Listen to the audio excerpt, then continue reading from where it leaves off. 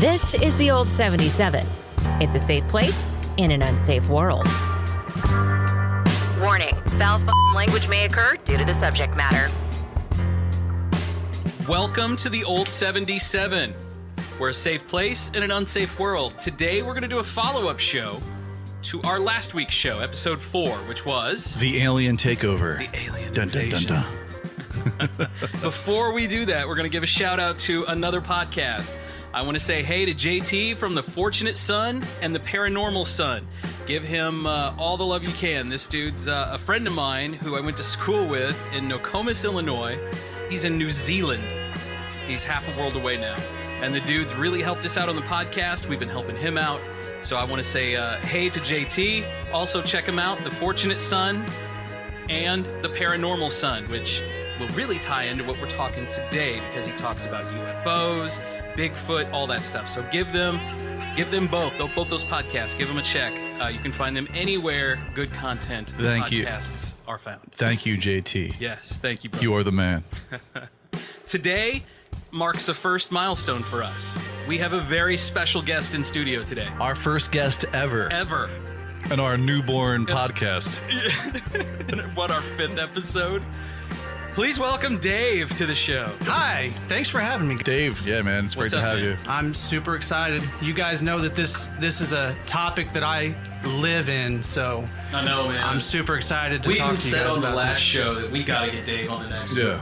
Yeah. Well, I'm glad I'm here, man. Absolutely. So on the last show, we were talking about abductions, UFOs. Do you have any kind of personal connection to a UFO, Dave? Do you have a story that you'd like to share? You know, I wish I had something more exciting, but I did have a sighting. It was in August of 2016, and the reason why I remember was because it was the peak of the Perseid meteor shower. Cool. So I was sitting out in my garden, just staring up at the stars. The Perseids is usually the most active meteor shower every year, so I always try to go out and catch it as long as the weather is nice. Can I stop you real quick? Is this at your new house out there in East Humble? So Dave's living way out in the country. Out in the boondocks. Yeah, so I moved out to my place in 2016, it was like February, March of 2016, and this happened in August. Oh, wow. Of that year. Wow. So yeah, man, I was sitting out there watching meteors, and just that by itself was an awesome experience because I counted maybe 250 of them that I saw all over the course of 3 or 4 hours. But then I had a weird thing happen, which was this white light appeared in the sky. It just kind of appeared out of nowhere. And then it started slowly moving and changing course, as if it was intelligently controlled. It definitely wasn't something that you could have confused for a meteor. I saw 300 meteors that night, and this definitely wasn't a meteor. Was it kind of like that video the Air Force fighters saw? It would just change direction and No, it wasn't quite like that. 180 in an instant instead of making a full left turn. This thing was moving at a slow speed. The UFO in those Pentagon videos, those things were flying and they were doing 90-degree turns on a dime. Stuff that should not be, possible. Something from another world. Yes. And this thing hovered around in the sky for maybe 10 or 15 seconds, and then it slowly got dimmer and dimmer, and then it disappeared. And then, at about 4 in the morning, because I was out there all night, at about 4 in the morning, maybe 4:30, I walk back onto my back porch, and just as I'm about to go inside, I say to myself, okay, let me go out there and just catch a couple more meteors, And so then it happened again, and it was the same basic scenario. It was this white light or white orb appeared to just materialize out of nowhere, slowly move in one direction, and then change course, go in another completely different direction, and then eventually the light faded out and disappeared. So, how far was this away from you? Right in front of you? Can you reach out and touch it? Oh, no. Far. It was definitely far. It was definitely far. It was up there in the galaxy. It was up there. It was up. I mean, it's so hard to especially when you're talking about UFOs, it's so hard, like for the human eye to gauge distances. But I mean, it was up in the ether. I mean, everybody wants to call them UFOs and think automatically aliens. But it's not necessarily just aliens. Yes. That could have been light refracting. That could have been, It could have been a satellite. a ton of things. Yeah. And just full disclosure, I'm not saying I definitely saw an alien ship that night. Right. I had a weird experience. That's something that I super weird. Too. Yeah. So that's the one and only personal UFO story that I have. But I've got some pretty exciting cases I'll share with you guys too. And we were talking about this last week. You know, you'd have to be ignorant to think that we're the only ones in this whole giant galaxy. Right. Absolutely, man. I mean, you have to be really small-minded to think that. Yeah, that's arrogance right there. Yeah, and this this is such an exciting time to be alive because we're on the precipice of so many exciting events, you know, where regardless of whether they come down and land on the White House lawn, it looks like we're pretty close to hopefully finding other life, whether it's just being observed by us from Earth. But you know, they found like thousands of Earth-like planets now. It's just a matter of time. And then you add to that this UFO phenomenon that's happening that we can safely say that this is a real phenomenon. In some way, shape, or form, this is real because the military is now coming out and confirming it. Right. Absolutely. That's the big one right there. Yeah. The military actually said that, and I feel like that's just been glossed over. Yeah. How is no one talking about And this? it's because of all this COVID stuff, dude. But it came out like a month ago, and there was no like. Everyone was just like, "Oh, whatever. We have to worry about our own lives." Well, that's not exactly true though, because those videos. Right. I remember seeing them before the COVID. Those videos leaked. I've seen them before. They leaked about 3 years ago. So you guys know the band Blink-182? Yeah, Tom DeLonge. Tom We DeLonge. talked about Tommy, Tom, He's like the front man for all this stuff. He's an interesting character, and I have some thoughts about him that maybe we'll have time to go into later. But he was definitely interesting. I'll give you that. dude. Yeah, his appearance on the Joe Rogan podcast was disastrous. Oh my God. Joe took him apart. But he was but he was the one that was able to acquire these videos first. And even then, before all the COVID stuff, I mean, it was in the news for a couple days, but then after that, it was just like business as usual. And it's just like, how is that? That blows my mind. people sometimes ask me, like, Dave, how are you so fascinated by UFOs and aliens and paranormal? And I just look at him and I'm like, how are you not? How you're not? Yeah, absolutely. I mean, the implications and for what it means for our place in the universe. Why are we here? It's just mind blowing. Maybe that's it. Maybe it's too much. They can't process all of that at once. but it's all kind of connected. Yeah, yes and no. I mean, yes, it's connected with that, but if your beliefs are so small and so close to you, and if the thinnest little thing could fracture your belief, what do you think a guy falling from the sky is going to do? Yeah. That's not your God. Yeah, people will hold on to their belief systems for dear life. People will go crazy when that happens. Absolutely. Yeah. It's that will change. Well, I mean, you won't have a Republican Party if we have that. I mean, I'm just saying. We might not have a government if we have that. Not that we have much of a government now. Oh, jeez. But there's so much proof now. I mean, there's as far as like aliens go, UFOs, and with also paranormal stuff, we have all these different devices, and everything's captured on video, and there's so much of it online now. Yeah. There's so much of it. I mean, you can just go through you can just do a whole night of watching all this stuff on YouTube. But there's also so much fake too. Yeah. It's so hard to distinguish the true from the Photoshop. Yes. Or the Illustrator. And that's what I'm constantly trying to do. Right. There are a ton of bad actors out there. Oh my God. There are a ton of people out there. There's a guy named Stephen Greer. I don't know if you guys have heard of Stephen Greer. He had a documentary called Unacknowledged that came out on Netflix about a year ago, and now he's got a newer documentary. But this guy was an ER doctor and got into the UFO subject. And to make a really long story short, you can, for a nominal fee, go out with Stephen Greer and hunt aliens. And his whole, I've never done it before. Going out and hunting Bigfoot or Are you something. snipe hunting? Well, so his whole Knocking rocks together. shtick. Sorry, Dave. No, you're good. His whole shtick is that this is that this is a benevolent presence, that they are our friends.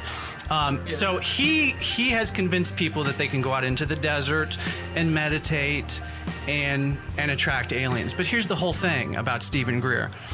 If you pay him however crazy high amount of money that he asked for to go out and do one of these events with him, first thing he's going to make you do is sign an NDA. Of course. A non-disclosure agreement. Of course. So that right there just smells really fishy to Yeah. me. Anybody who, we were talking about this before we went on the air, anybody who acts as if they are a middleman between you There's something fishy about and the whole something else, it just, there's a lot of people that love the guy, but just the vibe that I get from him is snake oil salesman. Yeah. So that's the hardest part about being into this subject, because it's a subject that people giggle about. It automatically incites loud jokes about, anal probing and all of that stuff, and I get it. It's a weird topic, but there are researchers out there who are reputable, that have degrees, that have worked at universities. Or some guys who had degrees and had work history and it was erased by the government, like Bob Lazar.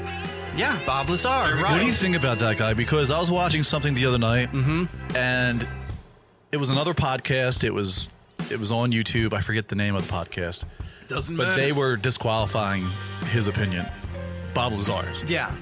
And I told Scott last week, what does he have to gain by coming out and saying this happened? Right. Because Got a lot to lose. You have a lot to lose. He lost everything already. Yeah. And now he's putting himself out there to lose everything. Yeah, he again, has. because he disappeared for many, many years after he originally came out, and then just recently, a year or two ago, there was the documentary. But to answer your question on how I feel about Bob Lazar, so far it looks like all of his credentials have checked out. He's worked at the places that he has said that he's worked at. So I'm not saying I'm 100% convinced that Bob Lazar is being truthful, but I have no reason to believe that he's not being truthful. I agree with you 100%. Yeah. You I know. mean, why would you put yourself out there? People are going to make fun of you and laugh at you. Right. And it's just Kind of an outcast now to society. And I feel the same way just about people in general that have alien experiences, people that experience this abduction phenomenon. Yeah. And there's tons of people out there who have come out and said they've been abducted. Yes, and You they know. have nothing to gain Right? by And doing a so. lot of those stories are the same thing. The similarity between the story. Yeah. And these people don't know each other. Yeah. Right. So it's like, it'd be different if they were from the same city and they had the same, circle of friends, or, the seven people of Kevin Bacon, whatever it is. 6 degrees. 6 degrees of whatever it is. Yeah. Are you guys But familiar? no, these people are from different regions of the country. Yeah. You know? That don't know each other. Right. That didn't know anything about. And it's been like, okay, well, I was walking along this dark road, and all of a sudden I was 50 miles from where I was at. Yeah. And it was like nothing. Like they were out, and then they were back on Earth or something. So let's talk about the typical scenario. Yeah. Is usually it's when people are in bed, but it also happens while people are driving down the road. Yeah. And this is what happens. Typically, they will see a light up in the sky. They might see the light approaching them, and then everything goes black.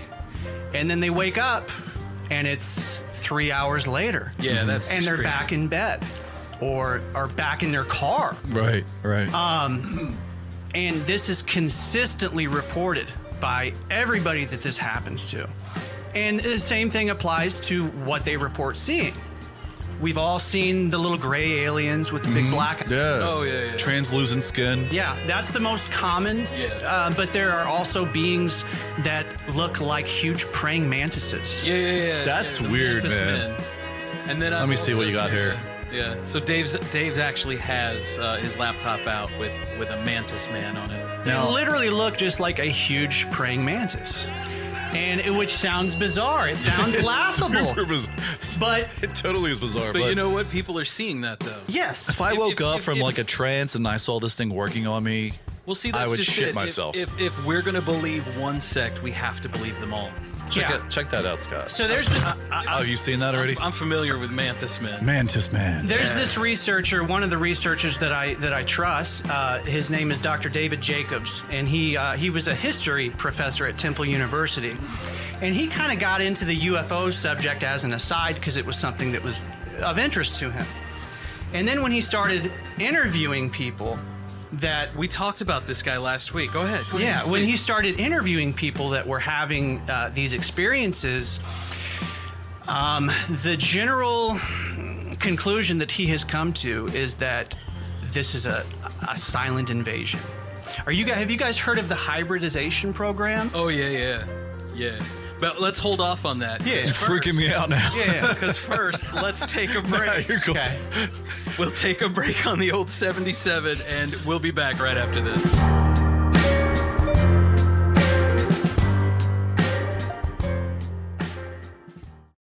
Hey there! Have you heard about Anchor? It's the easiest way to make a podcast. If you're starting from scratch, there's creation tools that allow you to record and edit your podcast right from your phone or upload with a computer.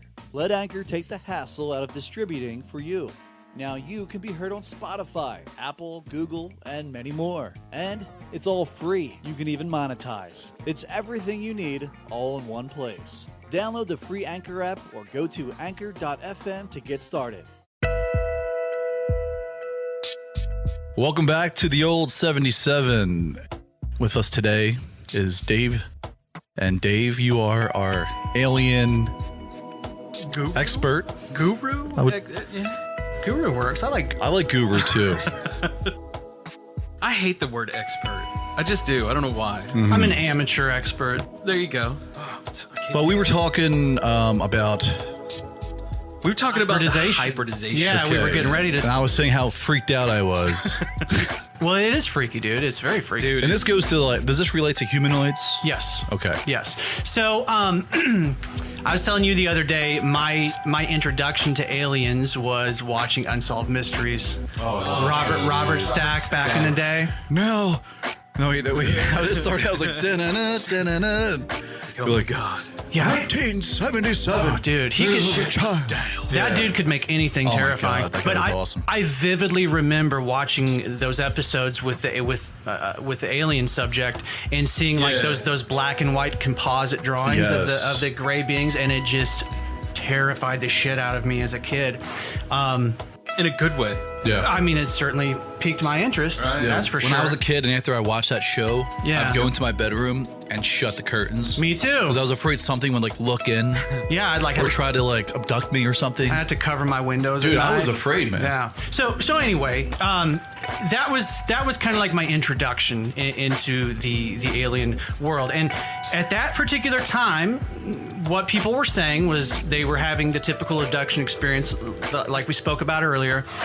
But then there were researchers out there that started to use regressive hypnosis. So they would put these guys into a hypnotic state and regress. And they found out that way that they were able to recover a lot of these memories. So one of the most commonly reported things that people would see when they would go onto these spaceships is they would see these big like vats full of liquid with fetuses in them, just like hundreds and hundreds. Wicked. And so the other thing, and this is I think where like a lot of the joking about it comes from, the typical experience, if it was a male, they would extract semen. If it was a female, I know, it's crazy. If it was a female, so these females started reporting that they would get pregnant. They would maybe make it along 6, 8, maybe 10 weeks, and then all of a sudden, the baby was gone. Not miscarried, Wow. just gone. And there are thousands and thousands of examples of this happening, and the doctors don't know what's going Where on. the hell it went? Where the hell the fetus went? Yeah, so through regressive hypnosis, they have been able to find out that what apparently is going on is they are taking human sperm and mixing it with alien DNA. Then they will implant the fetus into a human female, get it far enough along. I think 8 or 10 weeks is about usually when this would happen, and then extract the fetus from the woman, and then what you would be left with is this human-alien hybrid. And here's the really interesting part about this. Back in the 80s, people would report being made to meet their hybrid child, like on the spaceship. And when this was going on in the 80s, the visual description would be these just like really awful, sickly looking creatures that just looked more like alien than human. But as the phenomenon, as time has passed, people are reporting when they meet these hybrid creatures, now they are looking more and more like humans. And now it's to the point where it's indistinguishable. You can't tell one apart from the other. So, like as they age, or not as they age, or the process, as the process has unfolded over time. And that's another one of those things that leads me to believe that this phenomenon is real in some way, shape, or form, because the things that people report, not only are they consistent from person to person, but they change over time from person to person. Consistently changing, right? Yeah, they all are telling the same stories. Yeah. So there's this researcher I mentioned earlier, David Jacobs. He was a history professor at Temple, and he's done hundreds and thousands of these regressive hypnosis with abductees, and he is convinced that this is a malevolent presence. And that basically what is happening here is that these hybrids, and this is what his abductees are reporting in their hypnosis now, these hybrids are literally moving into communities and mingling with us.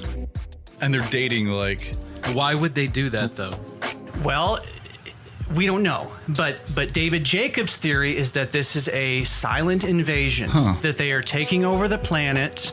And the only difference between these hybrids and an actual human, visually they look exactly the same, but mentally they are supposedly much more intelligent. And here's the kicker: they can control other humans neurologically. One of the things that happens when people, Bill Gates. Yeah, right.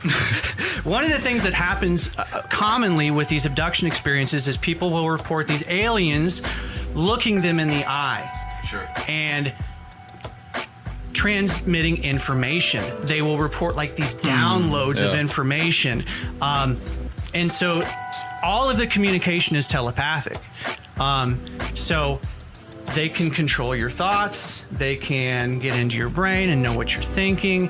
And so that's the theory, this is a silent invasion. I'm not saying that I ascribe to that theory. So I'm just saying that that's one theory. So what theory do you ascribe to? I don't pretend to be 100% sure on. Mm-hmm. The other big researcher that I really respect is Dr. John Mack. Yeah. He was a professor at Harvard, a psychology professor. And before he ever got into the ET subject, he was a Pulitzer Prize winning author. So he was highly respected in his field. He came, and him and David Jacobs were very close friends. John Mack has since passed. But John Mack came to a very different conclusion than David Jacobs came.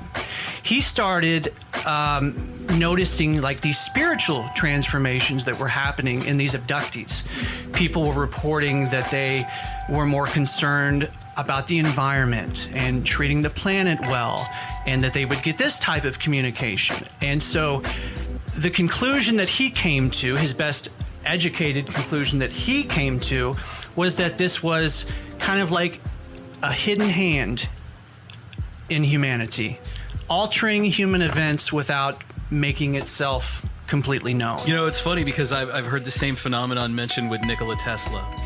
because Tesla was really, really intelligent, and he used to have this thing, he would call it like the mind palace, where he could go into his thoughts, and he could physically think and form and build things, and he would have all his inventions completely built in his head, and he would know every little nook and cranny and what went wrong and how to fix it, all from thinking. Yeah, and he never had to test it because he tested it all in his head. All in his head. He worked everything out. That's insane. Yeah. And there's thoughts that Tesla was connected with something along what you're saying, like a helping hand helped him form this. And Tesla believed that was the case. He strongly believed that he was being influenced. I've heard something like this as far as humanoids being placed in the communities around our world, and our bell from midnight. Oh yeah, God rest his soul.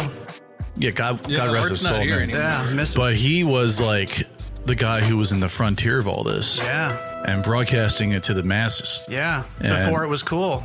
Before it was. Oh, do you imagine all the ridicule that guy got? Oh my God. Sure. I mean, anyone who came out with anything alien related was automatically thought a quack. And that's why this subject is so difficult, because Art would have the quacks on his show too. Oh, it was crazy. And so the rationale is if you believe in any of this stuff, you're crazy. None of this stuff can be true. And I believe that the science and the research disagrees with that. This is a real phenomenon in some way, shape, or form. John Mack wasn't even convinced that these people were being physically abducted. But then there's the problem of there has been physical evidence left behind. There's people that have implants. Oh, Fire in the Sky. Fire in the Sky. Yeah. That movie. You remember? You do remember that movie, right? Yeah. D.B. Sweeney. And I believe Fire in the Sky, wasn't that based on Whitley Strieber's book? Yes. Mm-hmm. So he was an early experiencer back in the 80s. And he was in the same boat. Like, he went to them, he went to the town, tried to tell them. Yeah. He'd been a drunk before, he'd done some things that they He had a didn't care for. reputation, He had a little yeah. bit of a reputation, so they immediately wrote him off. Yep. Yeah, and it was like a decade later they found something implanted in his shin or his thigh or something. Yeah, we talked about that last week. Yeah. There's a doctor, I can't remember the guy's name, but there's a doctor that has removed, I don't know, dozens of these things from different people. Unsolved Mysteries. That's insane. I can't remember the guy's name. Dave, wasn't there another story with your grandpop or something you were saying? Well, so when I was a kid, the other reason why Not to jump off the subject, I mean, it's the old 77. We never do that. No, never, ever. It's only on our show's Right, it's on our description. Yeah. That's right, man. We pick a topic, rarely stick with it. Heavily produced. No, my grandpa, he was in the military. He worked for the U.S. Geological Survey. He was a conservative most of his life. Not the type of person to just make up stories. But he told me that he told me his UFO story, and I just remember him talking about seeing a UFO, and it was hovering above his house. That's insane. I don't remember even all of the details of it, but he was into the subject too. And so what used to happen, my grandparents lived in Rolla, which is about an hour away from here, and all this happened down there? Yes. Yeah. When I would go down there and visit, my grandpa was an avid reader. He had a ton of books, and I would go and I would read through his books, and he had books about this topic, which you don't see very many, grown men in their 70s back in the 1990s being interested in a topic talk like about this. this openly. Reading a book about UFOs. Yeah, and I think it was because he had that experience that he couldn't explain rationally. So let's talk about my sleep paralysis experience. Okay. You want to talk about that? Let's take a break. Let's take another break before we get to that. We'll take a break, and we'll come back with that story next. Stay tuned. Aliens, bitches.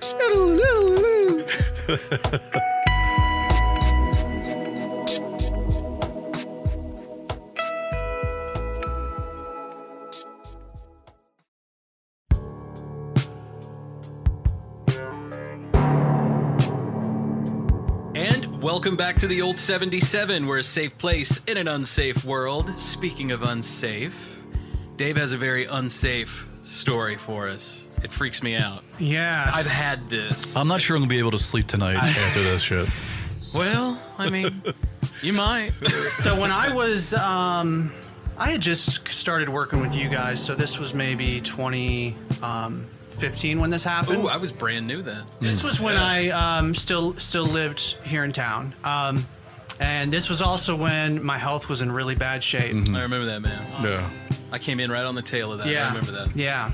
So one night, it's a normal night. Wife goes to bed before me. Then I go in there an hour or two later, and then I get in bed. And as I was starting to fall asleep, I was jolted awake.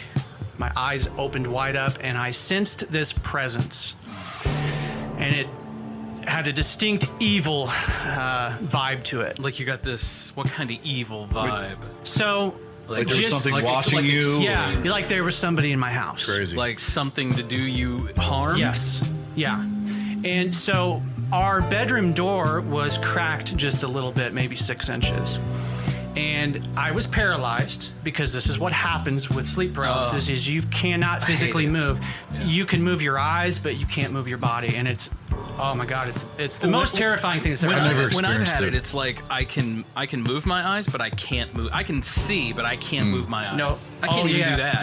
yeah. Like I can see everything, but Yeah. I can't move. So our door was cracked open, and I could move my eyes, and I somehow sensed this presence. I looked in the direction of the door, and I begin to see this, what looks like a blacker than black shadow. A shadow like an person outline, thing? an outline of a human being, but it's completely black, like blacker than black. Sure.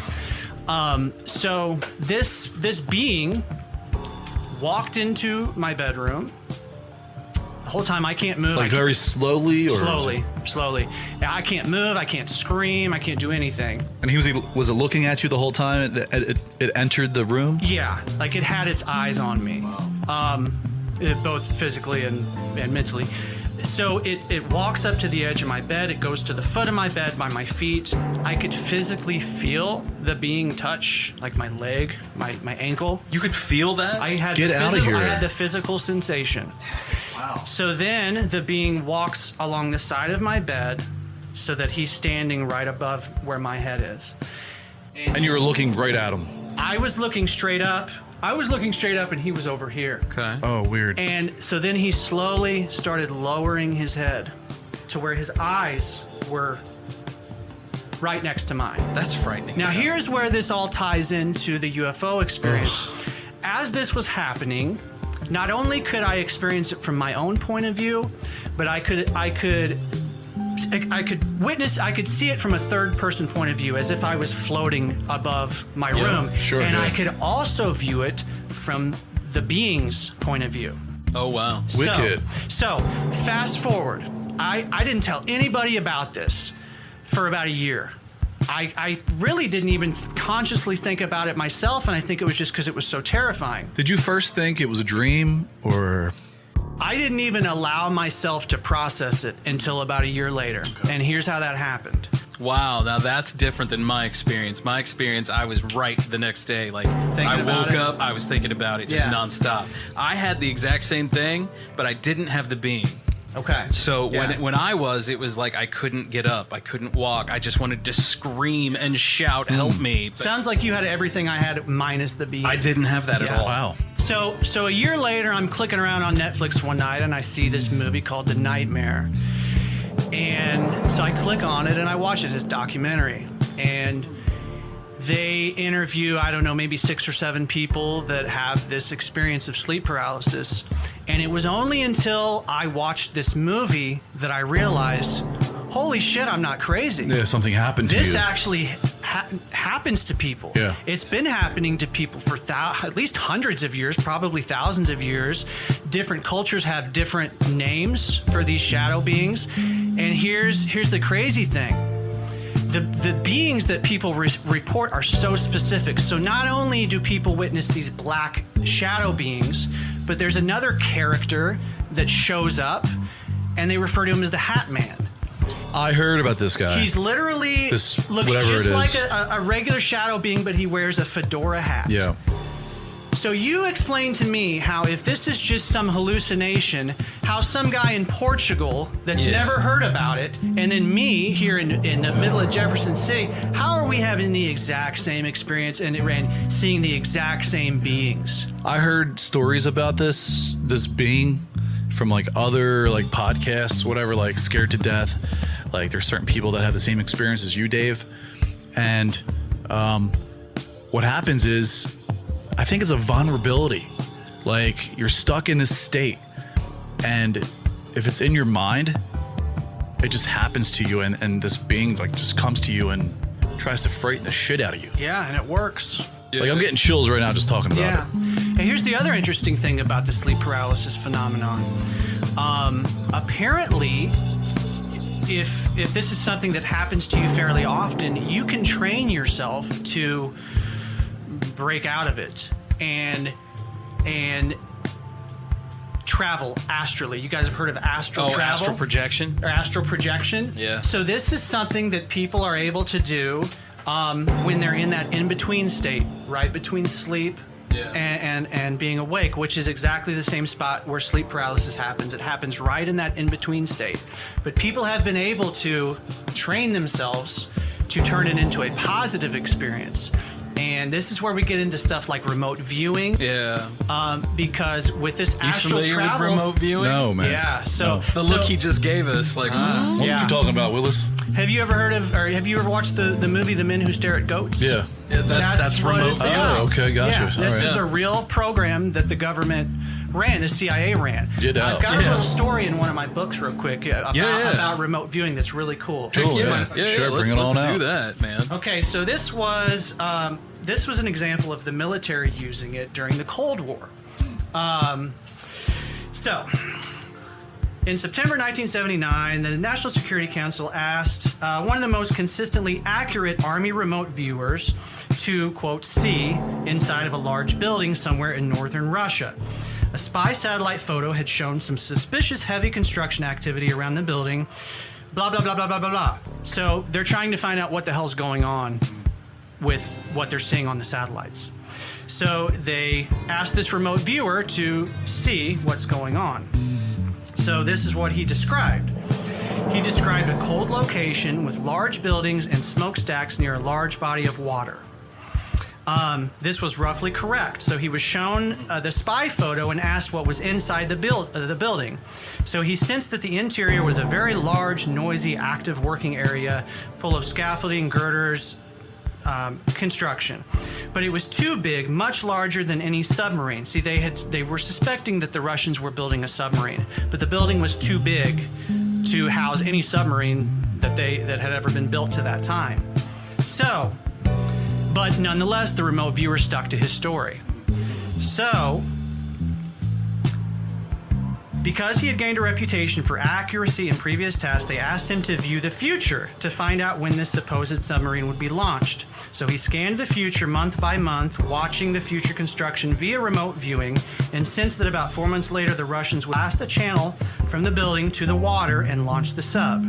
Sure enough, about 4 months later, in January of 1980, spy satellite photos showed that the largest submarine ever observed was traveling through an artificial channel from the building to the body of water.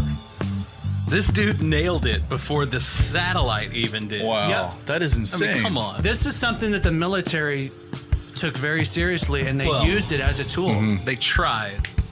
The problem with that is, how do you find those people, though? Right. And according to the research I've done, being able to remote view is kind of like one of those things, like I'm kind of a naturally musical person. Some people are just born with a better natural ability. And I totally believe that. Yeah, and they say about 1% of people can do it if they are shown the process of how to do it. That's insane. And what they do is they will give a person like a case number 106578, and they'll just say, we're trying to find a lost girl.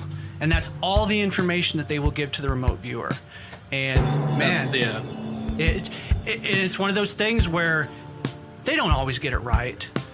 But when they do get it right, and it's so specific, and I believe that this is one of those things, it's not like riding a bike. It's not something that everybody can do. Yeah. So then when people attempt to do it and they fail, people tend to just discount the entire phenomenon. And I think that's the wrong way to go about it. I think that certain totally people agree there. are more naturally inclined to things like that, to psychic abilities.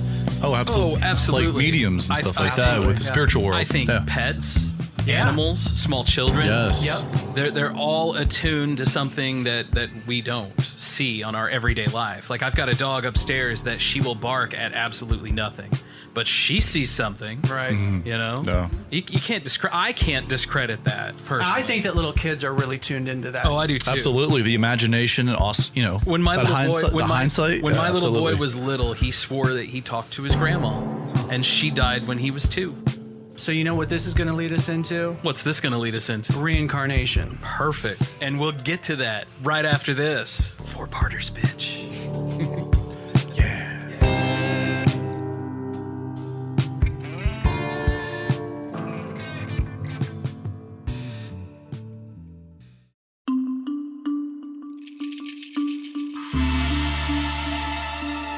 Welcome back to the old 77, a safe place in an unsafe world. Yes. And it's getting very, Holy cow. I'm starting to feel unsafe because of all these stories, all the stuff we're talking about. Good thing the old 77's safe place then. Absolutely.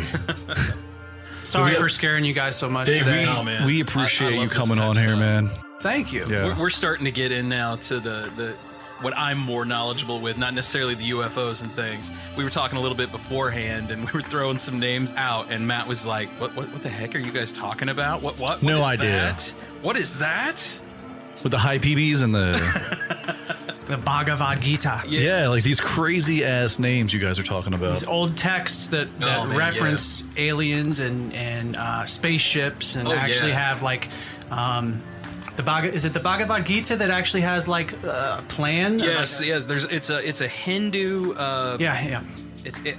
For lack of a better word, it's basically a story about a giant battle that takes place within the Hindu pantheon. And the gods come down from the heavens, and they're blowing shit up, and they're killing each other, and like, I think it's Vishnu's brother is some super badass with a mace, and he ends up getting taken down by like a whole fleet or armada that shows up. I mean, one dude takes on all these people, and it's amazing. And they have like graphic designs of the ships or the chariots that they called them back then. I mean, it's amazing. I think these people saw something, but they couldn't process it. Yeah, it was their interpretation. So they had to write it down like they saw it. Yeah. I mean, if you've never seen an alien in your life, you would automatically think that's God. yeah. Right. He's flying around. He's got 3 arms. He's green. Yeah. Maybe he looks different. I think these are all different interpretations of the same phenomena. No, I totally agree. Different cultures Yes. giving their own distinctive, And that's another thing. Different cultures having their own different preferences. their own And- twist. Yeah. Yeah. That's insane. But the fact that, and again, we were talking about it beforehand, like pyramids and things. Why does every ancient civilization have a pyramid of some sort? You have them in China. We have them in Illinois. We have them in Egypt. We have them in South America, Right. Central America, Africa. And the designs are so similar Yeah. from one continent to the other. Yeah. Very. How? It's not a coincidence that it's very consistent throughout No. the world. Yeah. But I feel like a lot of this, and I'm going to tie it into what we're getting ready to talk about. If we've done this in the past, and a civilization is wiped out, say like the Maya, I personally believe that those people will come back, and if they keep reincarnating, some of that knowledge comes with them. Maybe that could be one way that knowledge is passed on still Through DNA. through DNA. Absolutely. Yeah. Yeah, Interesting. I mean, nothing on this planet is wasted. Why should people be? There was actually That's a good point. Yeah, You know? absolutely. Everything recycles. There was actually an article I saw fairly recently that actually essentially proved that memories are stored in DNA. Yeah, I seen that. That you inherit the I've seen memories that. of your ancestors. That's insane, dude. Yeah. Yeah. That explains a lot, though. That explains why we're still fighting with each other. Exactly. That explains why That is every true. so often That's why there's humankind racism. Yeah. repeats itself. Yeah. You know? we're in a repeat cycle right now. Yep. And it's sad because we don't learn. Yeah. Yeah. It's all cycles, man. Oh, absolutely. Want to talk about reincarnation? You guys Absolutely. are totally blowing my mind. Okay, so I'm going to tell you guys a story of a guy named James Leninger. This is probably the most famous This reincarnation is the story. Yeah, I've heard this story. Yeah. This is a good one. So this kid, James Leninger, he was born in 1998 in Dallas. And at the age of 2, he began to have 2 years old. He began to have these recurring nightmares where he would shout, "Airplane crash, plane on fire, little man can't get out." And this would happen 3 or 4 times a week. So his parents, obviously were trying to figure out what was going on in his dream. And so one day they were at a store display, and his mom picked a metal propeller plane and told James, "There's even a bomb at the bottom." And James, 2 years old at the time, responded, "That's not a bomb, Mommy. That's a drop tank." So this kid knew. He knew. So about the time... Well, he shouldn't have known, but he knew. Right. So the family moved, they went to Dallas and they visited the display of planes, World War II planes, and the Korean and the Vietnam Wars. So the kid shrieked as he saw an old F-105 Thunder Chief plane and was mesmerized by it and stayed in the museum for 3 hours. And he refused to leave for hours. So his parents thought that he was just wrapped up maybe in something that he saw He's on a kid. TV. He loves planes, right? Right. Yeah. But he still continued to have these recurring dreams. So his parents would continuously try to get more information out of him. And so again, he would wake up, plane on fire, little man can't get out. So his mom asked, "Who is the little man?" And James responded quietly, "Me." So then his mom calls the dad in, and the little kid repeats the action in the story. So his dad says, "Son, what happened to your plane?" And James responds, "It crashed on fire." And his dad asks, "Why did your airplane crash?" And the kid responds, "I got shot." Dad asks, "Who shot your plane?" Kid responds, "The Japanese." And he responded with an expression of disgust, that he was disgusted with the Japanese. So next day, when he was asked by her Aunt Jen how he knew it was the Japanese, James replied, "The big red sun," which is a reference to the Japanese flag. Right, yeah. Rising sun. Yeah. So their mother was the first one to consider the possibility that this might be a past life memory, which was contrary to their Christian upbringing. Oh, it always is, man. Yeah. It's funny how one religion won't tolerate any other. And it's interesting. So on the next occasion, when the kid began to talk about the plane crash, he stated that the name of the little man's name was also James. So his dad asked, "Do you remember what kind of airplane the little man flew?" James responds, "A Corsair." Upon being asked where the boat took off from, James replied, "A boat. Do you remember the name of your boat?" And the kid responds, "Natoma." Dad says, that's it right there. "That sounds pretty Japanese." And the kid responds, "No, it's American." So let me get to the... This is crazy, man. Yeah, I see where this story's going. If I remember right, like years later, They were able to confirm. So Andrea sent an email to the author of a book on reincarnations. This is a book that I've read. That's the mom. Sorry, Right. this is a different book. But so the person advised the mom how to handle the nightmares. So then she later called to say that the TV program 2020 wanted to feature children who remembered their past lives, and so they featured James on the show. So he was able to name the name of the person he was. He was able to name his co-pilot. Yeah. He was able to name the type of plane. He was able to correctly say that it was shot down by a Japanese, by another Japanese plane. Kamikaze. Yeah, he was able to identify the model of the plane. Yeah. Wow, that's crazy. That's way too much detail. So then here's the kicker. So one day after raking leaves together, his dad told James how happy he was to have him as a son. And James replied, "That's why I picked you. I knew you would be a good daddy." So his dad didn't understand, and James continued, "When I found you, Mommy, I knew you would be good to me." And Mom said, "Where did you find us?" And he responds, "Hawaii. I found you at the Big Pink Hotel. I found you on the beach. You were eating dinner at night." So the parents were dumbfounded.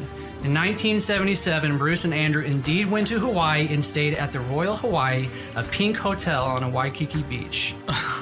On that evening, they had a moonlight dinner at the beach. What the hell? 5 weeks later, Andrea became pregnant with Oh, James. snap. What the fuck? That- Mic drop. Yeah, dude. My mind is fucking blown. All right, so after that... Sorry for the F-bombs, but whatever. No worries. I mean, safe place, right? Safe place, bitches. Anyway, so... Asshole. And the University of Virginia has been studying this stuff, and they have thousands of examples. But back to that, like, how did that kid know all that? He shouldn't have known any of that. No. Absolutely not. There's no way. Now I'm curious to see could if be that kid later, if they do a follow-up, if he remembers any of that. So they have followed up with him, and this is typical of children with past life memories. They typically will grow out of them, Yeah, they don't remember. meaning that as they get Right, older, yeah. they forget them. Sure. But he still believes, that he had this past life. Oh, So, absolutely. Wow. That's insane. I bet you can find it on YouTube. Yeah, I'm sure you can. Yeah, absolutely. That episode of 2020. Oh, yeah. Yeah, I'm sure you can. I've watched some YouTube stuff about it. It's literally, I think, the most famous case of reincarnation. Yeah, I've seen. There's another one I've seen. It was from Seattle, and for the life of me, I can't think of the kid's name. But a Tibetan monk came to Seattle thinking that this kid was reincarnated, his master reincarnated. And come to find out, there was 3 of them that they picked. 3 kids, and one of them was the kid from Seattle. It was him, and there was another one from like somewhere in Tibet, and then there was another kid somewhere else. And each one of them was able to identify like the master's belongings and his favorite bowl and like his favorite spiritual book. Like they brought these kids in and they would lay out 3 things, and only one of them was the right one, and they would accurately pick it every time. Do they use hypnotism for people like this so Yes. they can actually have more clarity? So the same grandpa I was talking about earlier that had the UFO sighting, reincarnation was another topic that he was into. So he passed away in 2002. My mom now is in possession of cassette tapes of him doing regressive hypnosis Seriously? and learning about his past lives. That's insane. And here's the That's crazy cool. thing: I've never listened to him. Really? Not for any particular reason. I think the main problem now is just finding a cassette tape player. Oh no, man, we can get you one of those. But yeah, I would love to go and listen to him. Yeah. Digitize those puppies. Yeah. Yeah, so hypnosis is a common tool with the past life regressions, with the abduction phenomenon. Well, the most famous I'm thinking of is Edgar Casey with with regressive hypnosis. The sleeping prophets. The sleeping prophet, yeah, where Casey would go into this trance, for lack of a better word, and then just start spilling out all this knowledge, from the future. That's insane.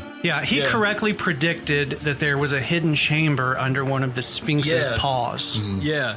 Yeah, right down to where it was and how to access it, because he even told them how to access it. Yeah. So much detail. Yeah. My mom was really into Edgar Casey. A lot of people swore Edgar Casey was a fake, but he got too much right, in my opinion. Yeah, and that's how I feel about psychics. I think that people can be very psychic and still from time to time get it wrong. Oh, yeah. But I don't think that we should completely discount. No. I agree with that. I mean, I think it's lost in translation. Absolutely. Yeah.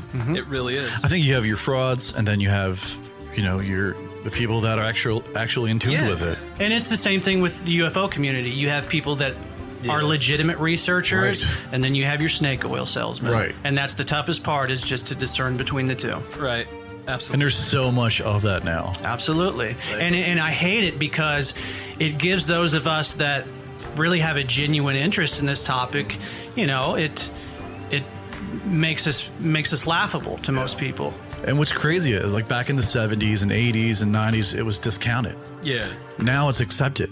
But Yeah, back more. then, like, there's I so don't- many I different don't- stories. I Like, don't feel like it's as accepted now as you like to believe. I still feel people in the shadows are like, that guy's crazy. but I feel like people were more open-minded about it. Yeah. I agree with both of you. know? Yeah. Yeah. Do you guys know the story of Betty and Barney Hill? I know the name, I think. So Betty and Barney Hill was like the first famous abduction. Yes. It was back in the 50s, I believe. Yes, and they were driving down a road. They were driving down the road. And Have they you were- guys ever heard the audio tape of their regressive hypnosis? Oh my God. I'm getting chills. Oh my God. Just by talking They about regressed this. Barney Hill, and awesome. he had to re-experience that shit, and he was just screaming in terror. It's horrifying What? to listen to it. Oh my God. Yeah. I don't know But if I that was want like to. the first big case. Yeah. I knew the name. I just couldn't. Yeah, I had that on our Yeah, prep I was stuff gonna last say our week. prep last week had that, but we never talked about them. I say it was the first big case, but it was the first big American case. Yeah. Because other cultures have known about this for. Didn't she God. like discover bruises all over her body like weeks after the abduction? I don't know. I'm not sure on that, but I do feel like I remember there was some physical, some bruises and stuff left. I'm not sure about whether it was weeks after or not, but I might don't have remember timeline. I think I but read yeah, that somewhere. I remember that. I remember hearing that too. Yeah. and that's She had common. restraint marks. Yeah, Yeah. people will come back with bruises. Here's a funny story. Mind blowing. Here's a funny story about a guy that got abducted once. He got abducted and he was on this spaceship, and one of the things that they do when they're doing all of this physical examination stuff is they completely disrobe the people. Yeah, yeah. Everybody says buck that this naked. happened. They're buck naked. So then after they're done doing what they're going to do to you, they put their clothes back on you and then they drop you back off at home. So So Thanks. nice of them. so one Good day time, thanks. Here's a cigarette. yeah. So one day, this guy, so he was wearing a shirt that somebody got him as a joke, and it said, "I got abducted by aliens, and all I got was this T-shirt." So when the aliens actually abducted him, that was the shirt he was wearing. So once the process was over and they went to put the clothes back on, and this apparently happens a lot, they put the wrong clothes on him. And he came back home With the wrong shirt? He came back on in like a woman's blouse. And so the funny thing is some poor lady somewhere actually got abducted by aliens and is now wearing his shirt, saying, "All I got was this lousy Well, T-shirt." I mean, you got to Oh my think about it too. goodness, that's crazy. Think of it like, so I know everyone says that stuff doesn't happen, but think of it like this. So think of it as someone is in Africa and there's a herd and they're running and we're in a helicopter and we dart two of them and then we put a tracker on them and then they wake up and everything's fine. You know? The animal doesn't know any better. Right, yeah. Just Yeah. like that. yeah, Just like that. I think you know? that's I think it's just like that. a good for analogy. us. Yeah, man. Mm-hmm. Yeah. That's insane. I might have said insane like 30 times this that's good. whole recording. Yeah, man, that's great. That's great. This is probably That's our great, longest man. show ever. Sweet. And that's going to do it for another episode of the Old 77. A special shout out to our friend Dave, who was on the show today. We're going to try and get Dave back again next week. We have just a little bit more to talk about. If you have a topic that you would like to address, or maybe you want to get on the show, or maybe you'd just like to tell us how terrible we are, give the Old 77 listener line a call. It's area code 573-246-0779. That's 573-246-0779. Find us on Facebook, Instagram, and Twitter, and on Anchor.fm. For Matt, I'm Scott. This is the Old 77. We'll see you next week. This was the Old 77. It's a safe place in an unsafe world.